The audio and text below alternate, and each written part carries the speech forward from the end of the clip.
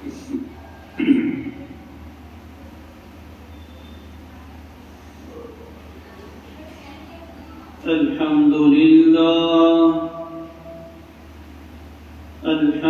لله وكفى وسلام على عباده الذين اصطفى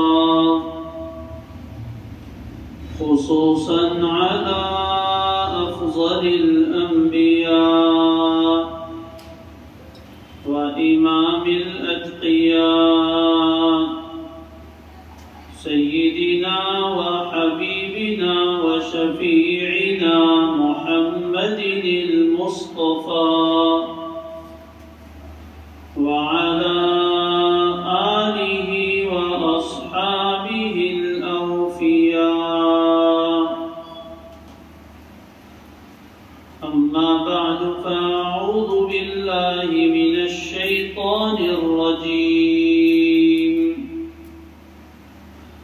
بسم الله الرحمن الرحيم. وما خلقت الجن والإنس إلا ليعبدون. وقال الله تبارك وتعالى: والذين آمنوا أشد حبا لله. وقال الله تبارك وتعالى: والله يعلم ما في قلوبكم. وقال الله تبارك وتعالى: ولمن خاف مقام ربه جنتان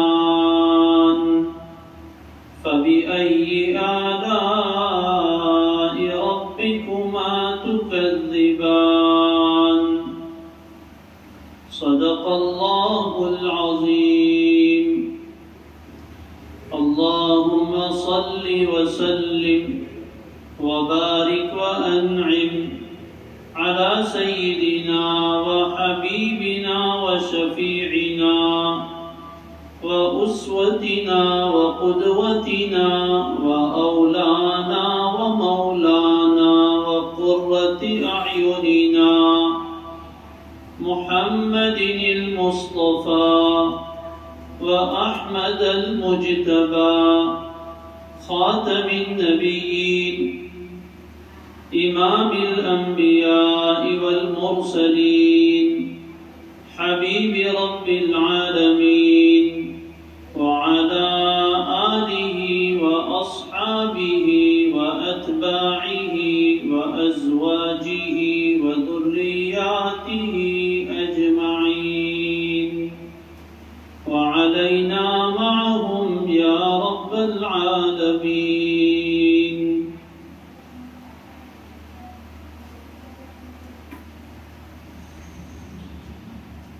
بہت ہی احترام کے قابل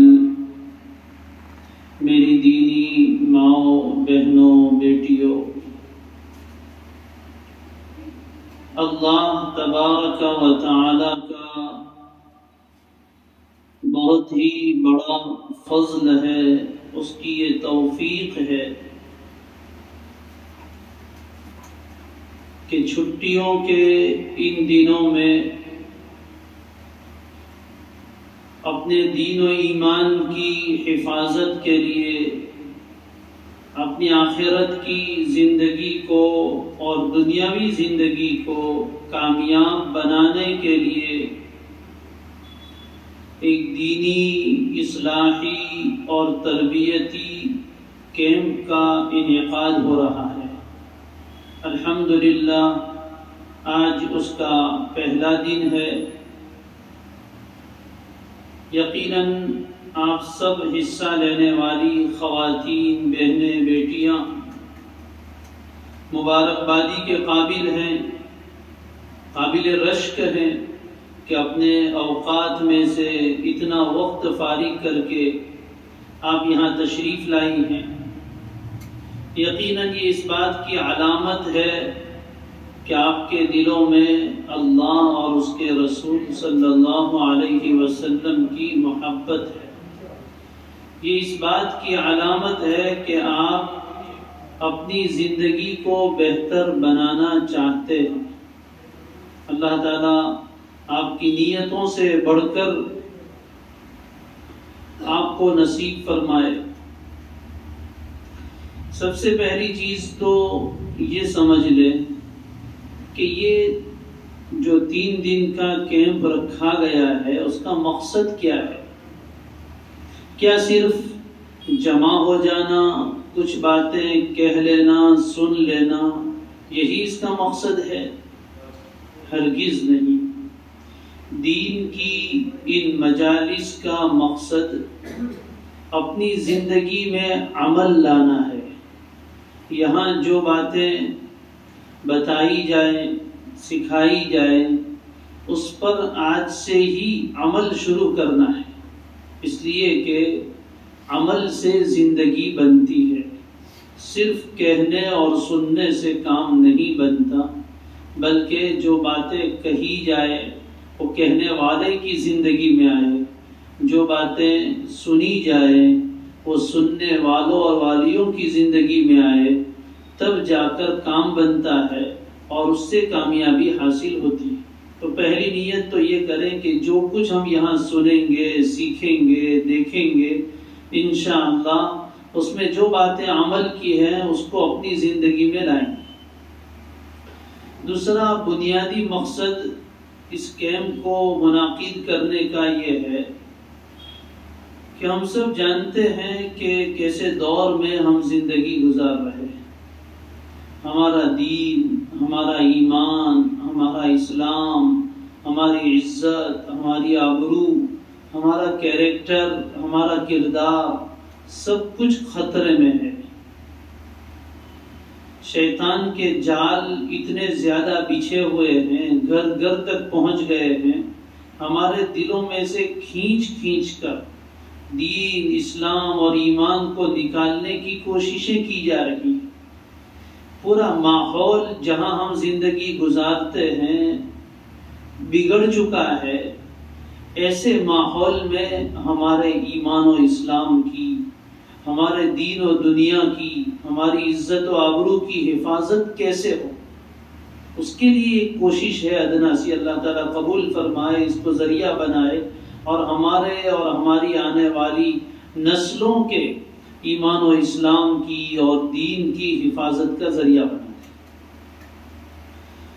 میں آپ سب سے درخواست بھی کروں گا کہ جیسے آج آپ تشریف لائے ہیں، دوپہر سے آپ بہت کچھ باتیں سن رہے ہیں، سیکھ رہے ہیں، ابھی بھی انشاءاللہ کچھ باتیں کہی اور سنی جائیں گی۔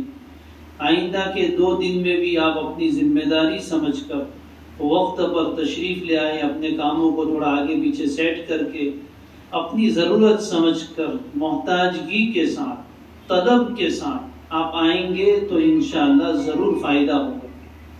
دوسرا ہے کہ آج آپ نے دیکھا اور دیکھ رہے ہیں، سنا اور سن رہے ہیں، آپ کو انشاءاللہ ضرور فائدہ ہوا ہوگا۔ آپ آزو بازو میں، اپنے اطراف میں، آپ کی سہیلیوں کو، آپ کے رشتہ داروں کو اس کی دعوت پہنچائیں اور ان کو بھی ساتھ میں لانے کی کوشش کریں، تو انشاءاللہ ان کا بھی فائدہ ہوگا، یہ فائدہ عام ہو جائے گا۔ اللہ تعالیٰ توفیق عطا فرمائے۔ یہ تو کچھ ابتدائی باتیں تھیں جو میں نے آپ کے سامنے عرض کی۔ اب اصل بات شروع کرتے ہیں۔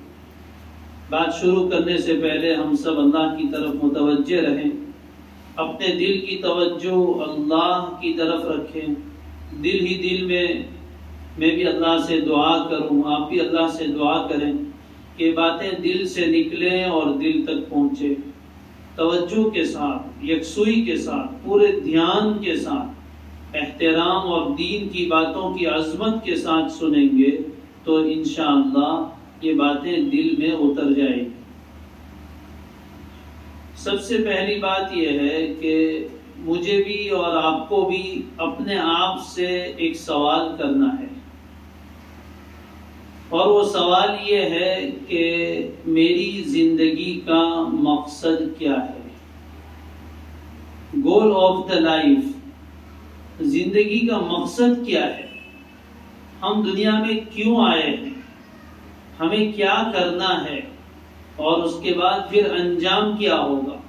ہم میں سے ہر آدمی تنہائی میں بیٹھ کر تھوڑی دیر اپنے آپ سے بات کرے۔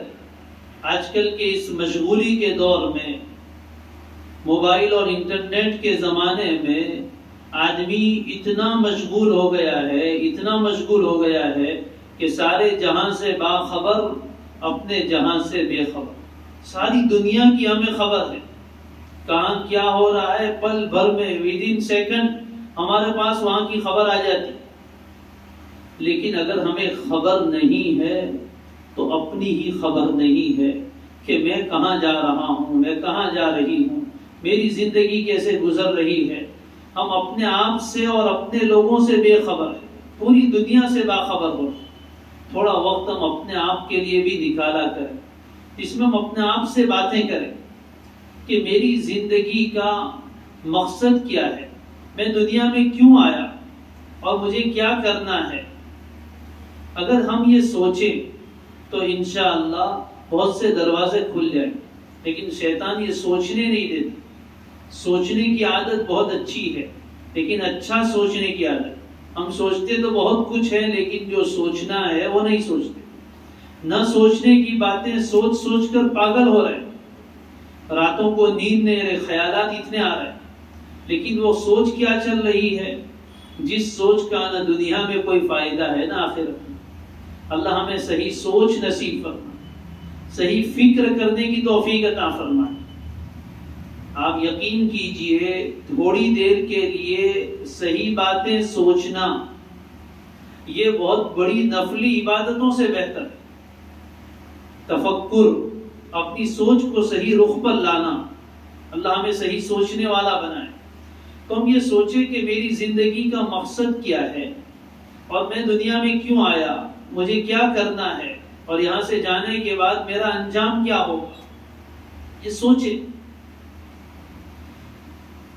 اس سے پہلے یہ بات بھی سمجھ لیجئے کہ اس دنیا میں ہم خود سے نہیں آئے۔ ہم میں سے کسی نے اپلیکیشن نہیں دی تھی کہ ہمیں دنیا میں بھیجا جائے۔ ہم خود سے آئے نہیں ہے، بلکہ اللہ تعالی نے ہمیں بھیجا ہے۔ ہم اپنی مرضی سے نہیں آئے، اور نہ اپنی مرضی سے اس دنیا سے جائیں گے۔ کوئی بھی انسان نہ اپنی مرضی سے دنیا میں آتا ہے، نہ اپنی مرضی سے دنیا سے جاتا ہے۔ آنے میں بھی اپنی مرضی کو دخل نہیں، اور جانے میں بھی اپنی مرضی کو کوئی دخل نہیں۔ اللہ نے چاہا تو دنیا میں آ گئے، اور جب اللہ چاہے گا تو اس دنیا کو چھوڑ کر چلے جائیں گے۔ تو نہ آنے میں دخل ہے، نہ جانے میں اپنی مرضی کو دخل ہے۔ تو عقل مند ہے وہ انسان کہ آنے اور جانے کے درمیانی حصے میں بھی اپنی مرضی کو دخل نہ دے، بلکہ جس نے بھیجا ہے اور جس کے پاس جانا ہے اس کی مرضی کے مطابق زندگی گزارے۔ اس لیے ہماری زندگی کا مقصد اللہ تبارک و تعالیٰ کی بندگی ہے۔ مقصد زندگی اللہ تعالیٰ کی بندگی۔ قرآن مجید کی آیت میں نے پڑھی تھی، اللہ تعالیٰ فرماتے ہیں وَمَا خَلَقْتُ الْجِنَّ وَالْإِنسَ إِلَّا لِيَعْبُدُونَ۔ میں نے جناتوں اور انسانوں کو صرف اس لیے پیدا کیا ہے کہ وہ میری بندگی کریں، میرے بندے بن کر زندگی گزارے۔ بندگی کا مطلب صرف نماز نہیں ہے، بندگی کا مطلب صرف روزہ نہیں ہے، بندگی کا مطلب یہ ہے کہ غلامی کی زندگی گزارے۔ اللہ تعالیٰ کی غلامی، انسانوں کی غلامی نہیں، اللہ تعالیٰ کی غلامی والی زندگی گزارے، اللہ کی چاہت اور اس کی مرضی کے مطابق زندگی گزارے۔ ہماری زندگی کا ہر کام اللہ تعالیٰ کے حکم کے مطابق، نبی پاک صلی اللہ علیہ وسلم کے طریقے کے مطابق ہو۔ ہم سوچنے میں اللہ کے حکم کے پابند ہوں، ہم دیکھنے میں، بولنے میں، سننے میں، کمانے میں، کھانے میں، پینے میں، بات چیت کرنے میں، عبادت میں، ہر چیز میں ہم اللہ کے پابند بن کر زندگی گزاریں۔ یہ ہے زندگی کا مقصد۔ زندگی کا مقصد ہے اللہ تبارک و تعالیٰ کی رضامندی، اللہ کو خوش کرنا اور خوش کر کے اس دنیا سے چلے جانا، یہ زندگی کا مقصد ہے۔ اور جو انسان اللہ تعالیٰ کو راضی کر لیتا ہے، اللہ تعالیٰ کو خوش کر کے اس زندگی کو گزار کر چلا جاتا ہے، وہ آخرت کی ہمیشہ ہمیشہ کی زندگی میں سب سے بڑا کامیاب انسان ہے۔ اور جو دنیا میں اللہ کو خوش رکھتا ہے، اللہ تبارک و تعالیٰ اس کی دنیاوی زندگی بھی بہتر بناتے ہیں، دنیا میں بھی اس کو کامیابی سے نوازتے ہیں، اس کے دل میں چین، سکون، اطمینان پیدا فرما دیتے، اس کی زندگی بھی اچھی، اس کی موت بھی اچھی، اور موت کے بعد کی زندگی سب سے اچھی ہو جاتی۔ ہر انسان یہ چاہتا ہے کہ میری زندگی بہت اچھی ہو، کون نہیں چاہتا، سب چاہتے۔ ہر انسان یہ چاہتا ہے کہ مجھے زندگی میں کامیابی نصیب ہو جائے، ہر انسان کی یہ چاہت ہے اور ہونی چاہیے۔ تو اچھی زندگی ملے گی کیسے؟ کامیاب زندگی حاصل کیسے ہوگی؟ اس کے لیے دنیا کا ہر انسان اپنی اپنی سوچ کے مطابق کوشش کر رہا ہے، لیکن اکثر و بیشتر لوگ اپنی ان کوششوں میں ناکام ہیں۔ اپنی سوچ کے مطابق اس راستے پر سکون و کامیابی حاصل کرنے کے لیے چلتے رہتے ہیں یہاں تک کہ زندگی ختم ہونے پر آ جاتی ہے، تب پتہ چلتا ہے کہ ہم نے تو غلط راستہ اپنا لیا تھا، اس راستے پر تو کامیابی نہیں ہے۔ لیکن اس وقت واپسی کا کوئی راستہ نہیں ہوتا، وہاں سے کوئی یو ٹرن نہیں ہوتا، پھر زندگی ختم ہو جاتی۔ اللہ تعالیٰ نے ہماری رہنمائی کے لیے، ہماری گائیڈنس کے لیے آسمان سے اپنی سب سے آخری، سب سے مقدس، سب سے پاکیزہ، سب سے سچی، سب سے برکت والی کتاب اتاری، جس کا نام قرآن مجید ہے۔ اس نے ہمیں کامیابی کے راستے دکھائے۔ کامیابی اور اچھی زندگی گزارنے کے لیے سب سے پہلی اور سب سے ضروری چیز یہ ہے کہ ہمارا تعلق اللہ تبارک و تعالیٰ کے ساتھ جڑ جائے۔ جس کا تعلق اللہ تعالیٰ سے نہیں جڑا، وہ اچھی زندگی نہیں گزار سکتا، وہ کبھی بھی کامیاب نہیں ہو سکتا، چاہے ظاہری اعتبار سے وہ ساری دنیا کا مالک بن جائے، لیکن اس کا تعلق اگر اللہ تعالیٰ سے صحیح نہیں ہے، وہ انسان اللہ کی قسم ہرگز کامیاب نہیں ہو سکتا۔ اس بات کو ہم اپنے دل کی گہرائی میں اتار لیں۔ کامیابی اور ناکامی، سکسیس اور آدمی کا ناکام ہو جانا، ان سکسیس ہو جانا، فیل ہو جانا، اس کا معیار کیا ہے؟ ہم اپنے اس معیار کو درست کریں، اپنا علم درست کریں۔ دنیا کس کس کو کامیاب سمجھتی ہے اور کس کس کو ناکام سمجھتی ہے، وہ ہمارے لیے کوئی معنی نہیں رکھتا۔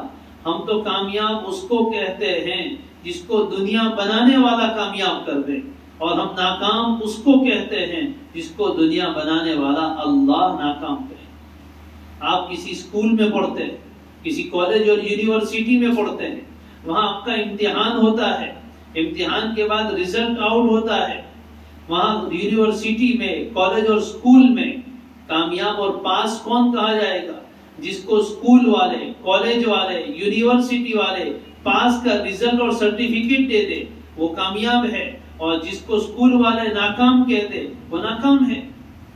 اگر کوئی طالب علم، کوئی اسٹوڈنٹ ایسا ہے جس کو پوری دنیا کامیاب کہتی ہے، لیکن اس کی اسکول، کالج اور یونیورسٹی میں اس کو ناکام کر دیا گیا، وہ آدمی، وہ طالب علم، وہ اسٹوڈنٹ کامیاب نہیں کہا جا سکتا۔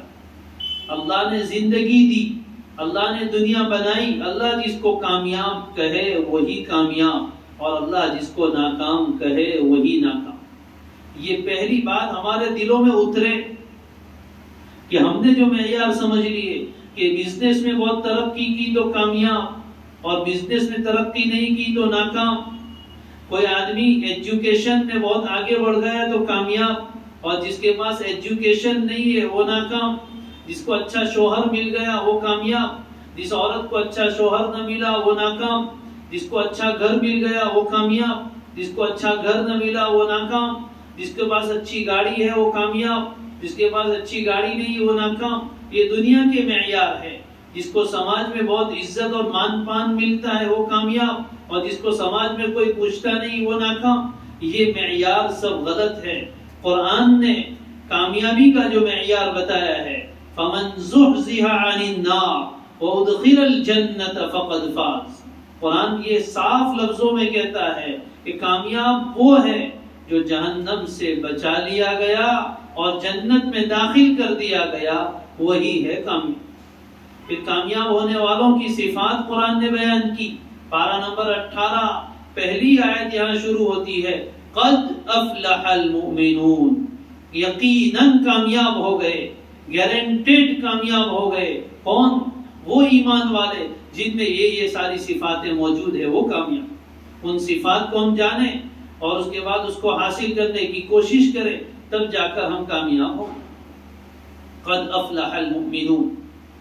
تو کامیابی اسی وقت مل سکتی ہے، اچھی زندگی اسی وقت مل سکتی ہے جب انسان کا تعلق اس کائنات کے اور اپنے پیدا کرنے والے کے ساتھ صحیح ہو جائے. اور اس تعلق کی الگ الگ نوعیت ہے، الگ الگ اینگل سے اس کو دیکھا جاتا ہے. اللہ تعالیٰ کے ساتھ ہمارا تعلق عظمت والا ہو، اللہ تعالیٰ کی عظمت ہمارے دلوں میں بھری ہوئی ہو. اللہ کون ہے؟ اللہ کی عظمت دلوں میں نہیں ہے، اس لیے زندگی صحیح نہیں گزر رہی ہے. کون اللہ؟ جو اللہ اپنا تعارف کرواتا ہے قرآن مجید میں کہ تمہارا رب وہ اللہ ہے. ان ربکم اللہ، تمہارا رب اللہ ہے. کون اللہ؟ جس نے ساتوں آسمان پیدا کیے، جس نے زمین پیدا کی، جس نے زمین پر پہاڑ بنائے، جس نے سمندر بنائے، جس نے دریا بہائے، جس نے بارش کا نظام چلایا، جس نے سورج اور چاند کا نظام بنایا، جو رات کے بعد دن اور دن کے بعد رات لاتا ہے، جو مردہ سے زندہ کو اور زندہ سے مردہ کو پیدا کرتا ہے، رات کو دن میں داخل کرتا ہے، دن کو رات میں داخل کرتا ہے، جس کی قدرت کی کوئی انتہا نہیں، جس کے علم میں کائنات کا چپا چپا ہے، کوئی ذرہ اس کے علم سے باہر نہیں. کائنات کی ایک ایک چیز کا علم وہ جانتا ہے، سمندر کے پانی کے وزن کو جانتا ہے، بارش کے قطروں کی تعداد کو جانتا ہے، درختوں کے پتوں کی تعداد کو جانتا ہے، انسانوں کے بدن پر اگنے والے بالوں کی تعداد کو جانتا ہے، ان کے خون میں دوڑنے والے جو سیل ہے ان کی تعداد کو جانتا ہے، انسانوں کے خیالات سے واقف ہے، ان کے دل میں اٹھنے والے خیالات کو جانتا ہے اور دیکھتا ہے. وہ اللہ ہے جس کے ہاتھ میں پوری کائنات ہے. بیدہ الملک، پوری کائنات پر اس کا اختیار چلتا ہے. وہ اللہ میرا اور آپ کا رب ہے. اللہ کی عظمت دل میں ہو تو کتنا بڑا مالک الملک، شہنشاہ اعظم، سارے انسانوں کے دل اس کے ہاتھ میں، ساری دنیا کے خزانے اس کے ہاتھ میں. وہ جو چاہے کر سکتا ہے، فعال لما یرید، جو چاہتا ہے کر سکتا ہے. یہ اس کی قدرت ہے، اس کی عظمت ہے، اس کا علم ہے، اس کی حکمتیں ہیں. اللہ کو سوچے کیسی کیسی مخلوق بنائی، کس قدر طاقت والا. اس کے جلال کو سوچے، کیسی کیسی قوموں کو تباہ و برباد کیا، کیسے کیسے بادشاہوں سے بادشاہت چھینی اور کس کس کو بادشاہت دی. وہ کیسا دینے والا، پوری کائنات کو روزی پہنچانے والا. کائنات میں خرب انسان ہے، سب کو روزانہ روزی پہنچاتا ہے. کیسا بہترین نظام. اللہ کی عظمت ہمارے دل میں ہو تو پہلا تعلق اللہ تعالیٰ کے ساتھ ہمارا عظمت کا ہو، احترام کا ہو. اللہ اکبر، اللہ اکبر، اللہ اکبر. روزانہ دن میں 50 مرتبہ ہم سنتے ہیں اور زبان سے بولتے ہیں. مؤذن ہر اذان میں 6 مرتبہ اللہ اکبر کی صدا بلند کرتا ہے. اللہ سب سے بڑا ہے، اس سے بڑا کوئی نہیں. ہم ہر نماز کی ہر رکعت میں 5-10 مرتبہ ہم اللہ اکبر، تکبیر کہتے ہیں تو اللہ اکبر، رکوع میں جاتے ہیں تو اللہ اکبر، سجدے میں جاتے ہیں تو اللہ اکبر، سجدے سے اٹھتے ہیں تو اللہ اکبر. ہر وقت زبان پر اللہ اکبر کی صدائے بلند ہوتی ہے، لیکن ہم اس کا معنی نہیں سمجھتے. صرف زبان سے اللہ اکبر کہتے ہیں، دل سے بھی کہا کرے وَرَبَّكَ فَكَبِّرْ، اپنے پروردگار کی تکبیر بیان کیجئے، اس کے بڑے ہونے کو اتنا بولے کہ نگاہ میں نہ خود بڑے رہے نہ کوئی اور بڑا رہے۔ ہم زبان سے کہتے ہیں اللہ اکبر اور اپنے آپ کو دوسروں سے بڑا سمجھتے ہیں، زبان کچھ کہہ رہی ہے، دل کچھ اور کہہ رہا ہے، دل میں تو اپنے آپ کو بڑا سمجھ رہے۔ جب اللہ اکبر کا معنی دل میں اترتا ہے تو پھر انسان کائنات کی کسی چیز کو اللہ کے مقابلے میں بڑا نہیں سمجھتا۔ ایسا اتنے بڑے اللہ کے ساتھ ہمارا تعلق ہو جائے تو پھر بڑوں کے ساتھ جڑنے والے بھی بڑے ہو جایا کرتے ہیں۔ اللہ تعالیٰ کے ساتھ ہمارا تعلق عظمت کا، کبریائی کا ہو۔ نمبر 2، اللہ تعالیٰ کے ساتھ ہمارا تعلق محبت کا ہو۔ یہ سب سے بڑی چیز جو ہم سے چھوٹ گئی کہ ہمارا تعلق اللہ سے کمزور ہو گیا۔ وہ کتنا قریب رب ہے، اس کے انعامات کو سوچیں، اس کے احسانات کو سوچیں کہ اس نے ہمیں کچھ نہیں تھے اور بنا دیا۔ ہمارا وجود اللہ تعالیٰ کا دیا ہوا ہے، ہم کچھ نہیں تھے، اللہ نے ہمیں ماں کے پیٹ میں پیدا کیا، اس نے آپ کو حسن دیا، اس نے آپ کو جسم دیا، دیکھنے کے لیے آنکھیں دی، سننے کے لیے کان دیے، مختلف اعضاء کا مجموعہ بنایا، اچھے ماں باپ کے گھر میں پیدا کیا، آپ کو رہنے کے لیے گھر دیا، پہننے کے لیے کپڑے دیے، کھانے کے لیے کھانے کی چیزیں دی، اور جینے کے لیے سانس لینے کے لیے ہوائیں دی، اور کیسی کیسی نعمتوں سے نوازا۔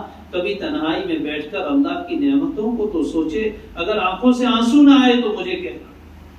لاکھوں نعمتیں اللہ نے دی ہیں، ان میں سے بے شمار نعمتیں ایسی ہیں جس کو ہم جانتے بھی نہیں۔ جو اتنی نعمتیں دینے والا ہے، کیا اس سے ہم محبت نہ کریں؟ اللہ تعالیٰ کے ساتھ ہمارا تعلق محبت کا ہو۔ اللہ ہم سے بہت محبت کرتا ہے تو ہم بھی تو اس سے محبت کرنے والے بنے۔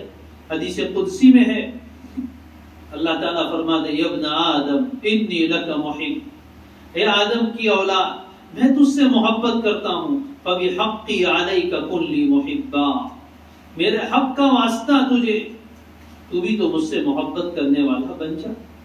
وہ کائنات کا مالک ہو کر، وہ بے نیاز ہو کر، وہ الغنی اور الصمد ہو کر ہم جیسے حقیر لوگوں سے، منی کے ایک نطفے سے پیدا ہونے والوں سے محبت کرے، اور ہم اتنے عظیم رب سے، اتنے کمالات کے مالک رب سے، اتنے انعام و اکرام کرنے والے، اتنے بڑا احسان کرنے والے رب سے محبت نہ کریں، جس کی ہر آن ہر گھڑی ہم محتاج ہیں۔ تو اللہ کے ساتھ ہمارا تعلق محبت کا ہو۔ والذین آمنوا اشد حبا للہ، اللہ فرماتے جو ایمان والے ہیں وہ تو اللہ سے شدید ترین محبت کرنے والے، وہ تو اللہ سے ٹوٹ کر پیار کرنے والے۔ آج پتہ نہیں ہم نے یہ محبت کا لفظ کہاں کہاں استعمال کر لیا، محبت کے پاکیزہ جذبات کہاں کہاں لگا دیے۔ یہ پاکیزہ محبت کا جذبہ تو اللہ کے لیے ہے، اس کے پیارے رسول صلی اللہ علیہ وسلم کے لیے ہے۔ ہم اپنے دلوں کو اللہ کی محبت سے آباد کریں، اللہ سے مانگے کہ اللہ ہمیں اپنی محبت عطا فرما، اپنا عشق عطا فرما، اپنا پیار عطا فرما۔ پھر جب محبت ہو جاتی ہے تو زندگی کا رنگ بدل جاتا ہے، جینے کا مزہ آتا ہے۔ اتنے قریب رب سے ہم پیار نہ کریں، اس سے محبت نہ کریں تو پھر کس سے کریں؟ یہ دل اللہ نے اپنی محبت کے لیے بنایا ہے۔ اللہ نے آپ کو بڑا قیمتی اور نازک دل دیا ہے، بڑا حساس اور سینسیٹیو دل دیا ہے۔ آپ کے اندر جذبات بہت ہے، بھاونائیں بہت ہے، ایموشنز بہت ہے۔ اللہ نے عورت کو یہ بہت زیادہ حصہ دیا ہے جذبات کا، وہ جس سے محبت کرتی ہے اس پر فدا ہو جاتی ہے۔ اپنے آپ کو اللہ کے لیے فدا کرنے والے بنے، اپنی اس محبت کے جذبات کو اللہ کے لیے لگائیں۔ پھر راتوں کو بھی مزہ ہے، دن کو بھی مزہ ہے، جب چاہے اللہ سے بات کرنے کے مزے ہیں۔ پھر رات کو تہجد میں اٹھ کر سب سوئے ہوں، کسی کونے میں بیٹھ کر اللہ سے باتیں کرنے کے جو مزے ہیں اس کا بھی تو کبھی ہم مزہ دیکھیں۔ آج کی دنیا جس دور میں آج کی نئی نسل نے آنکھیں کھولی ہے، انہوں نے بس دنیا میں فون کو ہی دیکھا ہے، اور فون پر بات کرتے ہوئے لوگوں کو ہی دیکھا ہے کہ وہ کیسے مست ہو جاتے ہیں، وہ کیسے گم ہو جاتے ہیں۔ لیکن جب انسانوں کی محبت میں لوگ ایسے مست اور گم ہو سکتے ہیں کہ رات گزرنے کا پتہ نہیں چلتا، اللہ سے اگر ہمیں ایسی محبت ہو جائے تو پھر اللہ کی عبادت میں راتوں کے گزرنے کا پتہ نہ چلے۔ پھر سجدوں کا مزہ آ جائے، پھر اللہ کے سامنے کھڑے ہو کر نماز پڑھنے کا مزہ آئے، پھر اللہ کا نام لینا اچھا لگے، اللہ کو یاد کرنا اچھا لگے۔ آدمی کو جس سے محبت ہوتی ہے اس کی تو یاد کبھی جاتی ہی نہیں، اس کی تو ہر پل یاد آتی ہے، بلکہ ایک پل میں 50 مرتبہ یاد آتی ہے۔ جب دنیا کے انسانوں کی یاد ایسی آ سکتی ہے تو پھر انسانوں کے پیدا کرنے والے رب کی یاد تو دلوں میں بسی ہوئی ہے، وہ تو رگوں پہ میں سمائی ہوئی ہے۔ پھر اس کو یاد کرنے کا، جس سے محبت ہوتی ہے اس کا نام لکھنے میں مزہ آتا ہے۔ لوگ اس کے نام کا پہلا حرف لکھتے رہتے ہیں، کوئی ہاتھ پر لکھتا ہے، کوئی کاپی پر لکھتا ہے، کسی کی کاپی کے پچھلا صفحہ پورا اس نام سے بھرا ہوتا ہے۔ کیوں؟ جس سے محبت ہے اس کا نام لینے میں، اس کا نام بولنے میں، اس کا نام لکھنے میں مزہ آتا ہے۔ جب اللہ سے محبت ہو جائے گی تو پھر اللہ کا نام لینے میں مزہ آئے گا، اللہ کا نام لینے میں مزہ آئے گا۔ تو اللہ کے ساتھ ہمارے تعلق محبت کا ہو جائے، پھر انشاءاللہ سارے مسائل حل ہو جائیں۔ اور جب عظمت اور محبت پیدا ہو جائے گی تو پھر تیسری چیز خود بخود آ جائے گی، جس کا نام اطاعت ہے، جس کا نام فرما برداری ہے۔ آدمی کو جس سے محبت ہوتی ہے وہ اس کا مطیع اور فرما بردار ہوتا ہے، وہ اس کی بات کو فالو کرتا ہے۔ اس کو ڈر لگتا ہے کہ میں جس سے محبت کرتا ہوں اس کی بات نہ مانوں تو کہیں وہ ناراض نہ ہو جائے، اس کا ڈر لگتا ہے۔ تو یہ تین تعلق ہمارے ہونے چاہیے اللہ تعالیٰ کے ساتھ، عظمت کا، محبت کا اور اطاعت کا۔ عظمت و محبت ہوگی تو انشاءاللہ اطاعت اور فرما برداری، ان کا کہنا ماننا، ان کی چاہت کے مطابق زندگی گزارنا آسان ہو جائے گا۔ یہ بنیادی چیز ہے۔ اور اس کے بعد پھر اللہ کی نافرمانیوں سے اپنے آپ کو بچانا، گناہوں سے، اللہ کے احکام کو توڑنے سے اپنے آپ کو بچانا۔ جس اللہ نے سب کچھ دیا پھر بھی ہم اس کا حکم نہ مانے، یہ کتنی بڑی نمک حرامی ہے، کتنی بڑی بے شرمی ہے۔ ابا ہمارا سب خرچہ اٹھائے، ہماری اسکول کی فیس بھرے، ہمیں اچھے سے اچھے کپڑے لا کر دے، ہماری ہر چاہت پوری کرے، اور ابا یوں کہ بیٹا پانی دے دینا تو ابا خود سے لے لو، تو بیٹی کو شرم آتی ہے کہ باپ اتنا سب کچھ کرتا ہے اور میں اس کی اتنی بات نہ مانوں۔ جس ربا نے سب کچھ دیا، زندگی اسی کی دی ہوئی ہے، پیشانی اسی کی دی ہوئی ہے، یہ آپ کا حسن جس پر بڑا ناز ہے وہ اللہ ہی کا دیا ہوا ہے، سب کچھ اللہ نے دیا، پھر وہ کہتا ہے نماز پڑھو اور ہم نماز نہ پڑھیں، تو یہ کتنی بڑی نمک حرام۔ اللہ کا کھاتے ہیں اور اس کا نہیں مانتے، ہم کتنے بڑے ناشکرے ہیں، ہم کتنے بڑے نمک حرام ہیں، ہم اللہ کے کتنے بڑے بے وفا ہیں۔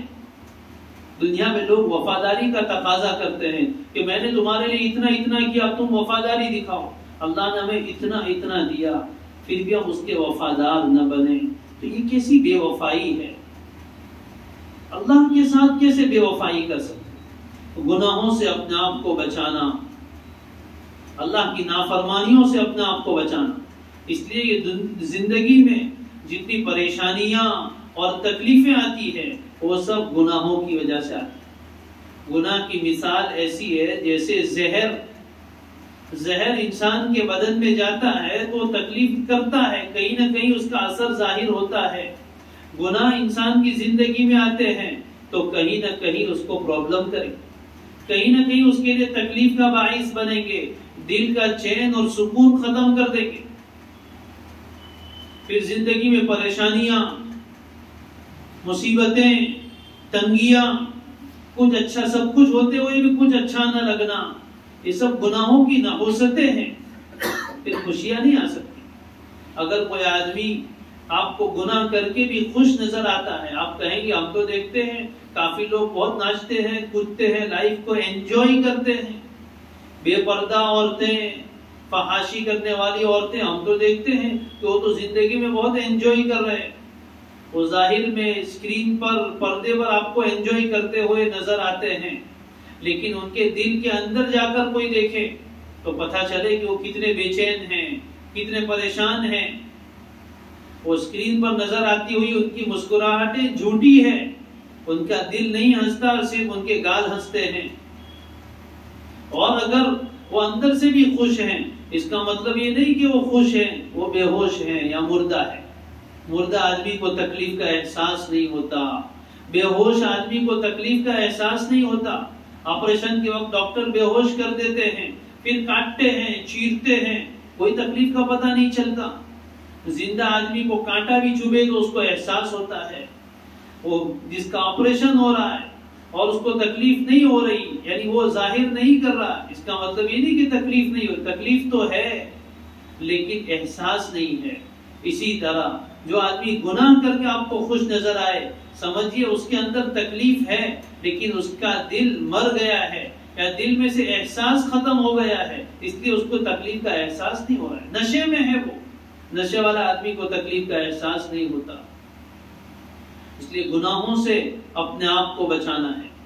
سب سے پہلے تو ہمیں گناہوں کا علم بھی ہو۔ آج تو معاملہ ایسا ہے کہ بہت سارے گناہ ایسے ہیں جو اللہ کے نزدیک گناہ ہے لیکن ہم اس کو گناہ نہیں سمجھتے، ہم اس کو گناہ نہیں سمجھتے اور بے دھڑک کرتے ہیں۔ اس لیے پہلے تو علم ہو کہ کون کون سی چیز سے اللہ ناراض ہوتے ہیں، گناہ کے کام کون کون سے ہیں، اس کا علم بھی ہو، معلوم ہونا چاہیے۔ اس لیے کہ کوئی آدمی گناہ کرے یہ بھی بہت بری بات ہے، لیکن گناہ کرے اور اس کو گناہ بھی نہ سمجھے تو یہ اور زیادہ خطرناک ہے، اس لیے کہ اس پر توبہ کی توفیق بھی نہیں ہوتی۔ جس چیز کو آدمی گناہ سمجھتا ہے تو کبھی نہ کبھی تو توبہ کر لیتا ہے، لیکن جس چیز کو گناہ سمجھتا ہی نہیں تو اس سے کیوں توبہ کرے گا؟ اس لیے کہ وہ تو اس کو گناہ سمجھتا ہی نہیں۔ اس لیے علم بھی ہونا چاہیے کہ ہم یہ جو کام کر رہے ہیں کیا وہ صحیح بھی ہے یا صحیح نہیں ہے، یہ گناہ کا تو نہیں ہے۔ اس سلسلے میں معلومات حاصل کریے۔ کیمپ اسی لیے رکھے جاتے ہیں کہ اپنی زندگی پر ایک نظر ڈال کر اس میں جو چیزیں آپ کو ایسی ڈاؤٹ فل نظر آئے، شک شبے والی نظر آئے، اس کے بارے میں معلوم کیجیے۔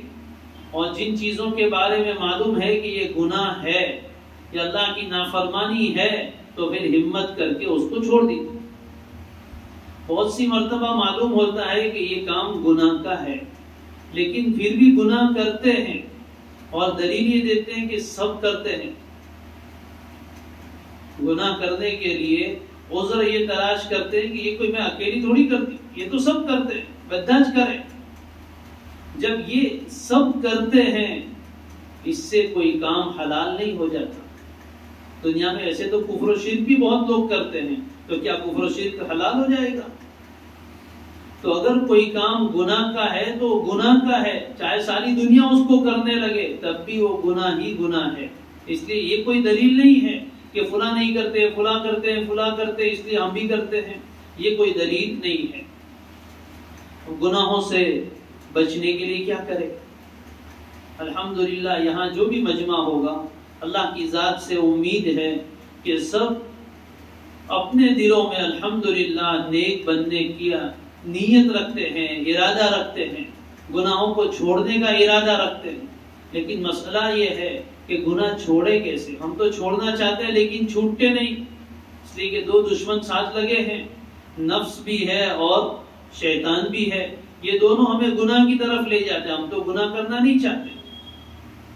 تو اس لیے یاد رکھیں کہ گناہوں کو چھوڑنے کے لیے دو چیزیں بہت ضروری۔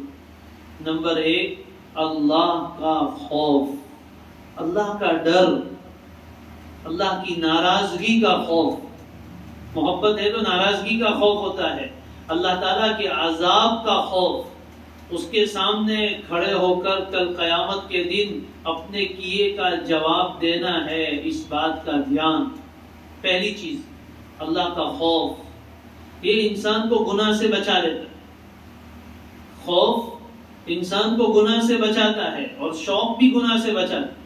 جنت کا شوق ہو، جہنم کا خوف ہو، اللہ کو راضی کرنے کا شوق ہو اور اللہ کی ناراضگی کا خوف ہو تو انسان گناہوں سے بچ سکتا ہے اور بہت آسانی سے بچ سکتا ہے۔ ایک شخص اب ایک اللہ کے نیک بندے ایک بزرگ کے پاس آئے اور عرض کیا کہ حضرت نگاہوں کی حفاظت نہیں ہوتی، باہر جاتا ہوں نگاہ غلط چیزوں پر، غلط جگہوں پر پڑ جاتی ہے، حفاظت نہیں ہوتی، آنکھوں کا غلط استعمال ہوتا ہے مجھ سے۔ حضرت نے فرمایا اچھا یا جی میں بہت کوشش کرتا ہوں لیکن بچ نہیں پاتا ہوں۔ حضرت نے کہا اچھا ایک کام کرو، ایک دوسرے آدمی کو بلایا اور ایک دودھ کا پیالہ منگوایا، ایک دم اوپر تک بھرا ہوا. اس آدمی کے ہاتھ میں وہ پیالہ دیا اور کہا یہ پیالہ ہاتھ میں پکڑو اور بازار میں چکر لگا کر آؤ. اور دوسرے آدمی کو کہا تم اس کے ساتھ ساتھ اس کے پیچھے جاؤ. جیسے ہی ذرا بھی دودھ چھلک جائے، ایک قطرہ بھی اگر نیچے گرے تو سرے بازار سب کے سامنے ایک زوردار تماچا اس کو مارنا. اب وہ دونوں نکلے. جس آدمی سے نگاہوں کی حفاظت نہیں ہوتی تھی وہ ہاتھ میں پیالہ پکڑ کے بازار میں سے جا رہا ہے. ہر وقت اس کو خوف ہے کہ پیچھے ایک آدمی ہے، جیسے ہی دودھ کا ایک قطرہ نیچے گرا ایک تماچا پڑنے والا ہے اور سب کے سامنے ذلتی ہوگی، انسلٹ ہو جائے گا. اتنا سنبھال کے چل رہا ہے. پورے بازار میں جہاں بے شمار عورتیں تھی چکر لگا کر آ گیا. آنے کے بعد حضرت نے پوچھا کہ کتنی عورتوں کو دیکھا، کتنی مرتبہ بد نظری ہوئی؟ فرمایا حضرت کیا خواب بد نظری ہوتی، ہر وقت خوف لگا ہوا تھا کہ پیچھے سے ایک چپت پڑے گی، ایک تماچا پڑے گا. میرا تو پورا دھیان دودھ پر ہی رہا کہ ایک قطرہ بھی چھلک نہ جائے. حضرت نے کہا یہی بات سمجھانی تھی. تماچے کے خوف سے پورے بازار میں بد نظری نہیں ہوئی. اگر یہ خوف دل میں آ جائے کہ جیسے ہی میں گناہ کروں اللہ کی طرف سے ایک تماچا پڑ سکتا ہے، اللہ تبارک و تعالی میری آنکھوں کی بینائی کو چھین سکتا ہے، جن ہاتھوں سے میں گناہ کروں اس ہاتھوں میں لقوہ ہو سکتا ہے، جن پیروں سے میں گناہ کی طرف چل کر جاؤں وہ پیروں میں لقوہ ہو سکتا ہے، جس دماغ سے میں گناہ کی پلاننگ کر رہا ہوں وہ اس دماغ کے اوپر فالج پڑ سکتا ہے، برین ہیمریج ہو سکتا ہے، برین ٹیومر ہو سکتا ہے. اللہ تعالیٰ مختلف طریقوں سے عذاب دے سکتے ہیں. میں کیسے یہ گناہ کر سکتا ہوں؟ اگر یہ خوف پیدا ہو جائے تو پھر گناہ نہیں ہوتے. اور دوسری چیز اللہ کے دیکھنے کا دھیان. اس بات کا دھیان دل میں ہو کہ اللہ مجھے دیکھ رہا ہے. میں ہر دم، میں ہر وقت اللہ کی نظر میں ہوں. الم یعلم بِأَنَّ اللَّهَ يَرَى. کیا اس انسان کو معلوم نہیں کہ اللہ اسے دیکھ رہا ہے؟ وَاللَّهُ يَعْلَمُ مَا فِي قُلُوبِكُمْ. اللہ وہ بھی جانتا ہے جو تمہارے دلوں میں ہے. يَعْلَمُ خَائِنَةَ الْأَعْيُنِ وَمَا تُخْفِي الصُّدُورُ. آنکھوں کی خیانت کو بھی جانتا ہے اور سینوں میں جو کچھ چھپا ہے اس کو بھی جانتا ہے. تو جب یہ دھیان پیدا ہو، ربکم اعلم بما فی نفوسکم، تمہارا رب خوب جانتا ہے کہ تمہارے دلوں میں کیا چل رہا ہے، کیا خیالات چل رہے ہیں، کیا کھچڑی پک رہی ہے، کیا اندر خیالات کے تانے بانے بنے جا رہے ہیں. اللہ کے علم میں سب کچھ ہے. اگر اس کا دھیان پیدا ہو جائے تو یقین جانیے انسان گناہ کے قریب بھی نہیں جا سکتا. اور ایسے واقعات ہیں. چنانچہ بزرگوں سے ایک واقعہ سنا کہ ایک باغ تھا بہت بڑا جس میں بہت سے درخت تھے. باغ کا ایک مالی تھا جو باغ کی حفاظت کرتا تھا، درختوں کو پانی دیتا تھا، اور اس کی ایک جوان العمر خوبصورت بیوی تھی. یہ مالی اور اس کی بیوی دونوں باغ میں ہی ایک چھوٹے سے گھر میں رہتے تھے اور اچھی زندگی گزار رہے تھے. ایک دن باغ کا جو اصل مالک تھا وہ باغ میں آیا اور آنے کے بعد باغ کا چکر لگا رہا تھا. اس کی نظر اپنے نوکر، اپنے مالی کی بیوی پر پڑ گئی. بڑی خوبصورت تھی. مالک کے دل میں شیطان نے گناہ کا وسوسہ ڈالا. اس کی نیت خراب ہو گئی. اس نے یہ سوچا کہ موقع اچھا ہے، میں اس عورت کے ساتھ بدکاری کر کے اپنی خواہش پوری کر سکتا ہوں. چنانچہ اس نے اس کے لیے ایک پلاننگ کی. وہ جو مالی تھا اس کو کسی کام سے دور بھیج دیا جہاں سے آنے میں اس کو کافی دیر لگ سکتی ہے. اس بہانے سے اس کے شوہر کو بھیج دیا. مالی بھی سمجھ گیا. انسان کو اللہ نے ایک چھٹی حس دی ہوتی ہے، ایک سینس دیا ہوتا ہے کہ انسان کی بات سے، اس کے انداز سے وہ سمجھ جاتا ہے کہ وہ کیا چاہتا ہے. لیکن بہرحال وہ نوکر تھا، کر بھی کیا سکتا تھا. وہ اللہ کے اوپر بھروسہ کر کے اپنے مالک کے حکموں کو پورا کرنے کے لیے چلا گیا. جب وہ چلا گیا جہاں سے آنے میں اس کو کافی دیر لگنے والی تھی، اب باغ میں سوائے اس عورت کے اور اس مالک کے اور کوئی نہیں تھا. مالک اس عورت کے گھر میں داخل ہوا. عورت منع بھی نہیں کر سکتی اس لیے کہ باغ بھی اس کا تھا، گھر بھی اسی کا تھا. اور گھر میں جانے کے بعد اس نے عورت سے گناہ کا مطالبہ کیا، اس کو آفر کی گناہ کر دی۔ عورت اللہ کی نیک بندی تھی، اللہ سے ڈرنے والی تھی، اللہ کے دیکھنے کا دھیان اس کے دل میں تھا، موقع اچھا تھا۔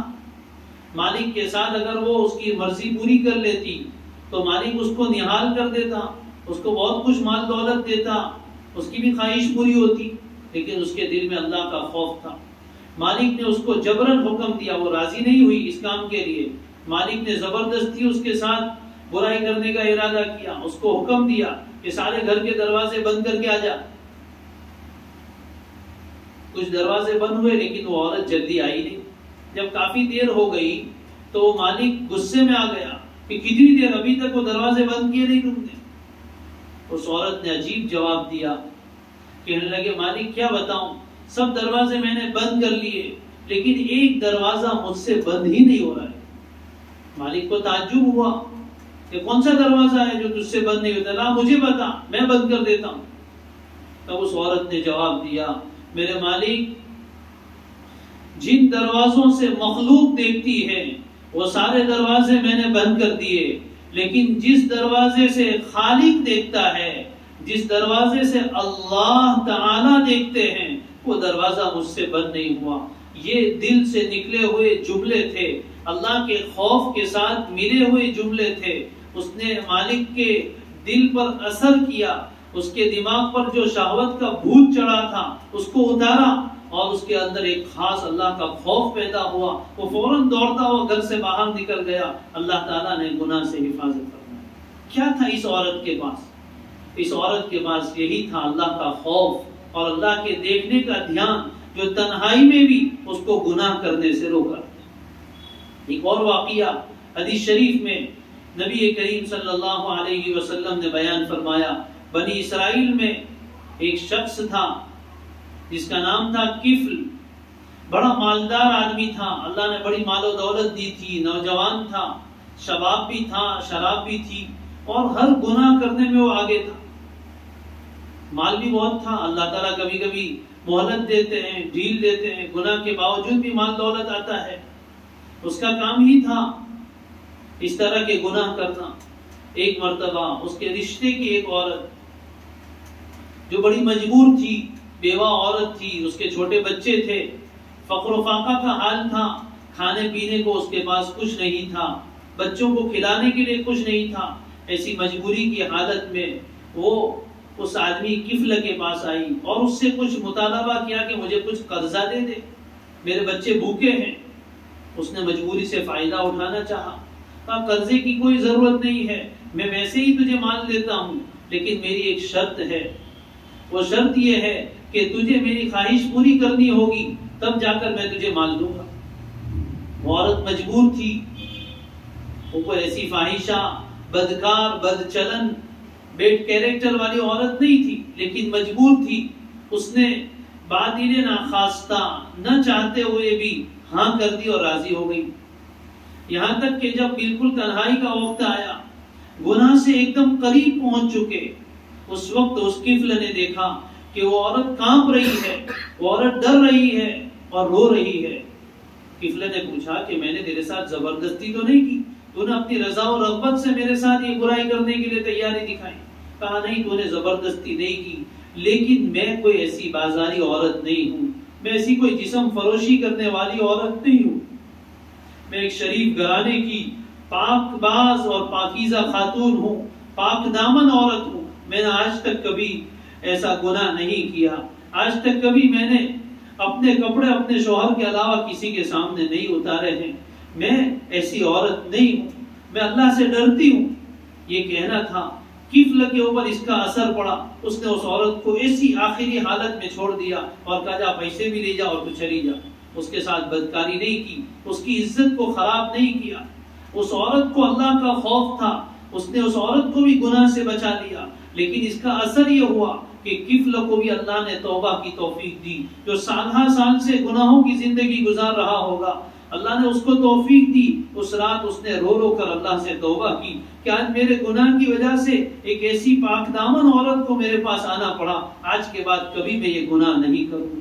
اس نے بھی توبہ کر لی اور اللہ کی شان یہ کہ اسی رات میں کفل کا انتقال ہو. دوسرے دن صبح اللہ تعالیٰ نے اس کے دروازے پر یہ لکھوا دیا قد غفر اللہ ان اللہ قد غفر للکفل، کہ اللہ نے کفل کی بخشش فرمائی. اندازہ کیجئے اللہ تعالیٰ کیسے کریم ہے. اس لیے آج کے دور میں اللہ سے دور کرنے والی چیزوں میں بہت بڑی چیز تنہائی کے گناہ ہے. تنہائی کے گناہ بڑے خطرناک ہیں. ہم لوگوں کے سامنے بڑے نیک ہوتے ہیں لیکن اکیلے میں تنہائی میں ہم گناہ کر ڈالتے ہیں. اللہ تعالیٰ کو اس پر بڑا غضب آتا ہے. ساری نیکیوں کو آگ لگ جاتی ہے. حدیث شریف میں یہ بات آئی ہے. اور تنہائی کے گناہ آج کل موبائل کے ذریعے سے بہت زیادہ وجود میں آتے ہیں. انشاءاللہ آپ نے دوپہر کو اس سلسلے میں بہت تفصیل سے باتیں سن لی ہوگی. سوشل میڈیا کیا ہے، اس کے کیا فوائد ہیں، کیا نقصان ہیں، اور اس میں کون کون سے گناہوں کا ایک انبار ہے. اور اس قدر عام ہونے کی وجہ سے آج کل ہم اس کو گناہ بھی نہیں سمجھتے. موبائل پہ غلط استعمال ہو رہے ہیں، تنہائی کے گناہ ہو رہے ہیں، نہ دیکھنے کی چیزیں دیکھی جا رہی. افسوس کی بات یہ ہے جس وقت موبائل نہیں تھا خواتین کو ایسے مناظر دیکھنے کا موقع ہی نہیں ملتا. گھر میں کسی کے گھر میں ٹی وی ہوتا تب بھی عورتیں کبھی اس طرح کی چیزیں نہیں دیکھتی تھی جس طرح کی آج دیکھی جا رہی. تھیٹر میں ایسے فلم آتے تھے لیکن عورتوں کو کہیں کبھی وہاں جانے کی ہمت نہیں ہوتی تھی. لیکن جب سے موبائل آیا ہے، اکیلے کمرے میں تنہائی میں بیٹھے ہیں، کوئی دیکھنے والا نہیں.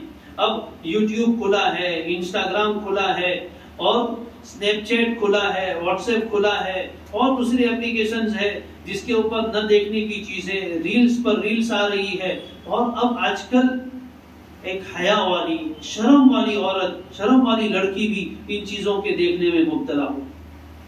میں یقین سے کہتا ہوں کوئی چیز ان گناہوں سے نہیں بچا سکتی سوائے اللہ کے خوف کے، اللہ کے دیکھنے کے، دھیان کے. جو دو چیزیں بھی میں نے بتائی، آپ نے ساری چیزیں سن لی ہے کہ سوشل میڈیا میں کیا چیزیں استعمال کر سکتے، کیا نہیں، کیا گناہ ہے اور اس کی کیا نقصانات ہیں، وہ سب تو آپ کے سامنے آ گیا.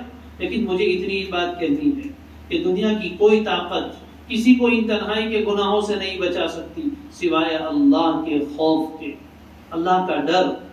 یہ جو انگلیاں ہماری چلتی ہے اسکرین پر اور جو سرچ کے لیے سرچ بار میں لکھا جاتا ہے، یہ انگلیاں بھی قیامت کے دن گواہی دینے والی ہے کہ ہم نے اس سے کیا ٹچ کیا تھا اور اس سے کیا سرچ کیا تھا اور اس سے کیا ٹائپ کیا تھا. یہ سارے میسج ڈیلیٹ ہو سکتے ہیں، کلیئر آل ہو سکتا ہے، کلیئر ہسٹری ہو سکتی ہے. یہ سب کچھ کر کے ہم اپنے ماں باپ کو دھوکہ دے سکتے ہیں، کسی اور کو دھوکہ دے سکتے ہیں، لیکن اللہ کے فرشتوں کو ہم دھوکہ نہیں دے سکتے، اللہ تعالیٰ کو دھوکہ نہیں دے سکتے. میری پیاری بچیوں، میری نوجوان بہنوں، اللہ کے واسطے ان گناہوں سے اپنے آپ کو بچائیے. یہ جو کچھ دکھایا جا رہا ہے ہمارے ایمان کو لوٹ لے گا، ہماری شرم و حیا کو ختم کر دے گا، زندگی کے سکون کو تباہ و برباد کرنے کے لیے بیٹھے. ایسی چیزیں دکھائی جا رہی ہیں کہ جس کو دیکھنے کا ایک اثر ہوتا ہے، انسان کی دل میں اس کی طلب پیدا ہوتی ہے، اور وہ چیز نہ ملنے پر پھر انسان بے چین ہو جاتا ہے، پریشان ہو جاتا ہے، ناجائز راستے ڈھونڈ لیتا ہے. اس لیے اپنے آپ کو غافلات رکھیے، ان برائیوں سے بے خبر رکھیے. جتنا گناہوں سے اور برائیوں کے کاموں سے آپ بے خبر رہیں گے اتنا ہی زیادہ بہتر ہے. ان چیزوں کے زیادہ استعمال کرنے سے آپ کو پتہ چلے گا کہ دنیا میں کیسے کیسے برائیاں ہوتی ہیں، اور جب پتہ چلتا ہے تو پھر شیطان اس راستے پر لے جاتا ہے. ہمارے یہاں کہتے ہیں جس گاؤں میں جانا نہیں اس کا نام لینا نہیں، جو گناہ کرنا نہیں ہے اس کا راستہ کیوں معلوم کرے. راستہ معلوم ہوگا تب تو جا سکتے ہیں. اس لیے اپنے آپ کو، اپنی آنکھوں کی حفاظت کیجیے. آنکھوں سے ایسے مناظر مت دیکھیے جس سے دل خراب ہو جاتے ہیں. کانوں سے ایسی باتیں اور ایسے سونگ مت سنیے جس سے دل میں نفاق کا اور خواہشات کا بیج پڑتا ہے. یہ بالی ووڈ کی فلموں نے تباہی مچا دی ہے اور اس کے گانوں نے ایمان کو خراب کر دیا ہے. ہماری جوان بہنیں بہت سی مرتبہ، اللہ کرے یہاں ایسی کوئی نہ ہو، لیکن بہت سی مرتبہ یہ چیزیں دیکھنے اور سننے میں آتی ہے کہ جوان لڑکوں اور لڑکیوں کو سونگ سننے کی عادت ہو گئی، اس کے بغیر ان کو نیند ہی نہیں آتی. رات کو آج کل تو ایئر پوڈس لگا دیتے ہیں اور کان میں سنتے سنتے جا رہے ہیں. اگر رات کو موت آ گئی تو کیا ہوگا؟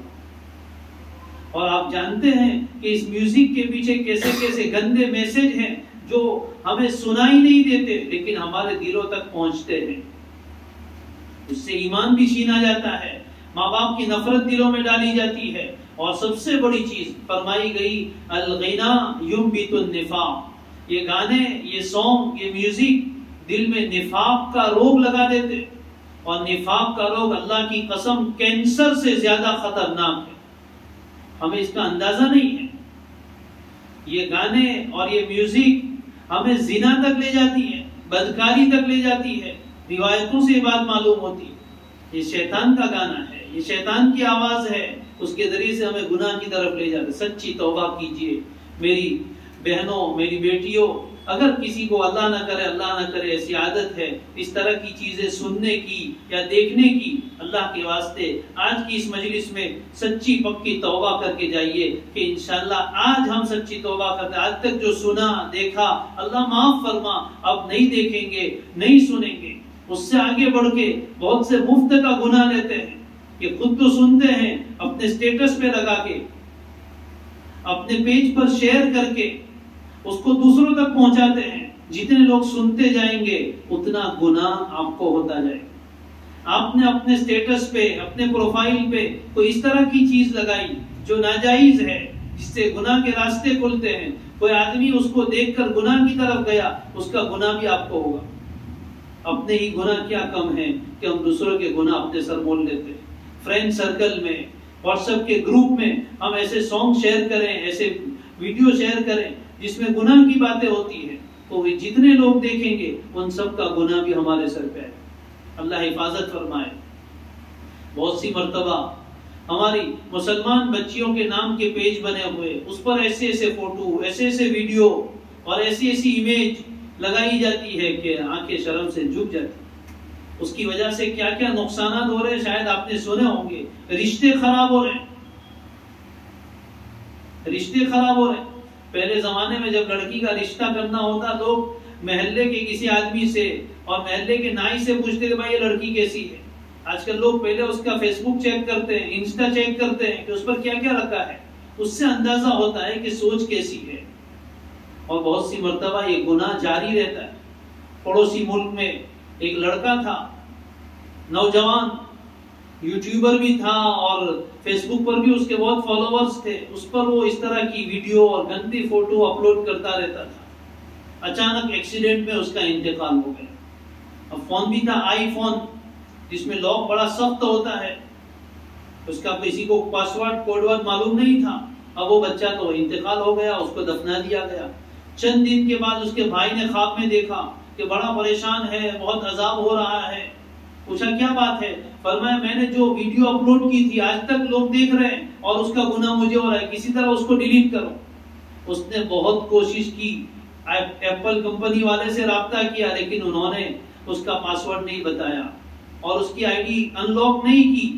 بالآخر اب تک وہ اس کا اکاؤنٹ پڑا ہوگا اور اس پر لوگ دیکھتے ہوں گے اور اس کا گناہ اس کو قبر میں ہوتا رہے گا. اللہ حفاظت فرمائے. کیوں مفت کے گناہ ہیں؟ اس لیے ان چیزوں سے ہم اپنے آپ کو بچائیں، ان گناہوں سے اپنے آپ کو بچائیں. اس کیمپ میں آ کر ہم اپنی زندگی کو بدلنے کی نیت کریں. ہم ایک اچھی زندگی گزاریں گے، بامقصد زندگی گزاریں گے. جس اللہ نے زندگی دی ہے یہ زندگی اسی کو دے دی. میرا جینا، میرا مرنا، میری نماز، میری عبادت سب کچھ اللہ کے لیے ہو، یہ ہماری زندگی کا مقصد. میری زندگی کا مقصد تیرے دین کی سرفرازی، میں اسی لیے مسلمان، میں اسی لیے نمازی. ہم اللہ کے لیے جینے والے بنے، اپنے لیے نہیں، اپنے نفس کی خواہشات کے لیے نہیں، بلکہ اللہ کے ساتھ اپنا تعلق مضبوط کریں. اس کی عظمت، احترام دل میں ہو، اس کی محبت ہو، اس کی اطاعت و فرمانبرداری ہو، گناہوں سے پاکیزہ زندگی. یقین جانیے میری بہنوں، بیٹیوں، میری محترم ماؤں، کہ اگر ہم نے اللہ کو راضی کر لیا، اللہ تعالیٰ دل کو سکون سے ایسا بھر دیں گے، ایسا بھر دیں گے کہ وہ دل کا سکون دل سے چھلک کر جسم کے روئے روئے میں سما جائے. اور اگر ہم نے اللہ کو ناراض کر لیا، اللہ نہ کرے اللہ سے دور ہو گئے، دل ایسا بے سکون ہو جائے گا، دل ایسا بے چین ہو جائے گا کہ وہ بے سکونی اور وہ بے چینی دل سے چھلک کر روئے میں آ جائے گی، پھر پریشانی ہمارا مقدر ہو سکتی، اللہ حفاظت فرمائے۔ اس لیے آج کی اس مجلس میں جو باتیں کہی گئی اس کو اپنے دل کے اندر بٹھا لیں، اس کو محفوظ کر لیں اور اس کو بار بار دہراتے رہیں، اپنی زندگی کا حساب کرتے رہیں، تنہائی میں بیٹھ کر سوچتے رہیں اور اپنی زندگی کے ہر دن کو گزرے ہوئے دن سے بہتر بنانے کی کوشش کریں۔ اللہ تعالیٰ مجھے بھی توفیق عطا فرمائے، اللہ تعالیٰ آپ کو بھی توفیق عطا فرمائے، آمین۔ وآخر دعوانا ان الحمد للہ رب العالمین۔ آج یہ پہلا دن تھا، آئندہ کل اور پرسوں 2 دن باقی ہے، انشاءاللہ اس میں بھی بڑی قیمتی اور کام کی باتیں ہمارے سامنے آئیں گی، اس لیے کہیں ایسا نہ ہو کہ شیطان ہمیں ادھر ادھر کے کاموں میں لگا کر یہاں سے محروم کر دے۔ ایسے اجتماعات بار بار نہیں ہوتے، اللہ کی دین اور نعمت سمجھ کے اس میں کوشش کرنا، اس میں شرکت کرنے کی پوری کوشش کریں۔ اپنی سہیلیوں کو، خاص کر کے جو جوان بچیاں یہاں بیٹھی ہیں، جو اسٹوڈنٹس ہیں، اسکول میں کالج میں پڑھنے والیاں ہیں، جو جاب کرنے والیاں ہیں، وہ اپنے ساتھ پڑھنے والی بچیوں کو فون کر کے میسج کر کے دعوت دیں کہ ہم آج کا دن جا کر آئے ہیں، ہمیں الحمدللہ فائدہ ہوا، آپ بھی آئیے، ان کو بھی دعوت دے کر بلائیے۔ آپ کے بلانے سے اگر ان کو فائدہ ہو گیا، ان کی زندگی بدل گئی، آپ کے لیے بہت بڑی نعمت ہوگی۔ اللہ تعالیٰ توفیق عطا فرمائے، دعا کر دیجیے۔ الحمدللہ رب العالمین والصلاة والسلام علی سید الانبیاء والمرسلین رب اغفر وارحم وانت خیر الراحمین ربنا آتنا فی الدنیا حسنہ وفی الآخرۃ حسنہ وقنا عذاب النار وادخلنا الجنة مع الأبرار يا عزيز يا غفار ربنا هب لنا من أزواجنا وذرياتنا قرة أعين واجعلنا للمتقين إماما يا مقلب القلوب ثبت قلوبنا على دينك ويا مصرف القلوب صرف قلوبنا على طاعتك يا أرحم الراحمين يا أرحم الراحمين يا أرحم الراحمين۔ پیارے اللہ، اے ہمارے پیارے رب، اے ہمارے پیارے رب، ہم سب کے گناہوں کو معاف فرما، خطاؤں سے درگزر فرما۔ اے اللہ، آج تک کی زندگی تیری نافرمانیوں میں گزری، غفلتوں میں گزر گئی، نہ کرنے کے کام کرتے رہیں اور کرنے کے کاموں سے دور بھاگتے رہیں۔ پیارے اللہ معاف کر دیجئے۔ آج احساس ہوا ہے اللہ ہم سب آپ کے سامنے سچی توبہ کرتے ہیں، اللہ ہماری توبہ کو اپنے فضل سے قبول فرما، آئندہ ہمیں اچھی زندگی گزارنے کی توفیق عطا فرما، ہر طرح کے چھوٹے بڑے گناہوں سے ہماری پوری حفاظت فرما۔ اے اللہ اچھی اور سچی زندگی عطا فرما، با مقصد زندگی عطا فرما، آپ کی محبت ہمارے رگوں پہ میں سما دیجئے۔ اللہ ہمارے دلوں کو اپنی محبت سے لبریز فرما دیجئے۔ اللہ رات کے آخری پہر میں آپ کے ساتھ مناجات کی لذت نصیب فرما، تہجد میں لمبے سجدے کرنے والا بنا۔ اے اللہ نمازوں کا اہتمام نصیب فرما، ہر طرح کی بے حیائی سے، بے شرمی سے ہماری اور پوری امت کی پوری حفاظت فرما۔ پیارے اللہ ظاہری باطنی فتنوں سے بچا، فتنہ بننے سے بچا، فتنے میں پڑنے سے ہماری حفاظت فرما۔ پیارے اللہ ہم میں سے ہر ایک کے دل میں بہت سی مرادیں ہیں، بہت سی پریشانیاں ہیں، آپ کے علاوہ کسی کے سامنے نہیں کہہ سکتے اور دلوں میں رکھ کر نہیں سہ سکتے، اور آپ دلوں کے راز سے واقف ہیں۔ ہم سب کی جائز مرادیں پوری فرما، ہم سب کی پریشانیوں کو دور فرما۔ پیارے اللہ ہمارے اس کیمپ کو اپنے فضل سے قابلیت و قبولیت عطا فرما، مقبولیت نصیب فرما۔ اللہ سچا اخلاص نصیب فرما، اللہ ہماری کمی کوتاہیوں کو معاف فرما۔ اللہ اس کو ہم سب کے لیے ذخیرہ آخرت بنا، ذریعہ نجات بنا۔ اللہ ہماری زندگیوں میں ہدایت کے آنے کا ذریعہ بنا۔ اللہ جو بھی یہاں آئے چاہے تھوڑی دیر کے لیے آئے، اللہ کسی ایک کو بھی محروم نہ فرما، اللہ ایک کو بھی محروم نہ فرما، سب کے لیے ہدایت کے فیصلے فرما۔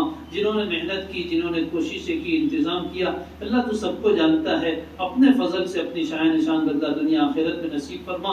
ان کی جان میں، مال میں، صحت میں، آبرو میں پوری حفاظت فرما۔ پیارے اللہ برکتیں نصیب فرما۔ اے اللہ کوئی ہماری ایک بہن بیمار ہے جس کو کوئی نس کی تکلیف ہو گئی ہے، اپنے فضل سے اللہ ان کی بیماری میں بھی اور تمام بیماروں کو شفا عطا فرما، ظاہری باطنی بیماریوں میں شفا عطا فرما۔ اور بھی سلیم بھائی بیمار ہے، بابو بھائی بیمار ہے، اللہ ان کے بھی اللہ عافیت کے ساتھ شفا عطا فرما دیجئے۔ اللہ ان کی جو مرادیں ہیں اس کو پورا فرما، ہم سب کی دعاؤں کو اپنے فضل سے قبول فرما۔ وصلی اللہ تعالی علی خیر خلقہ محمد وآلہ وصحبہ اجمعین برحمتک یا ارحم الراحمین۔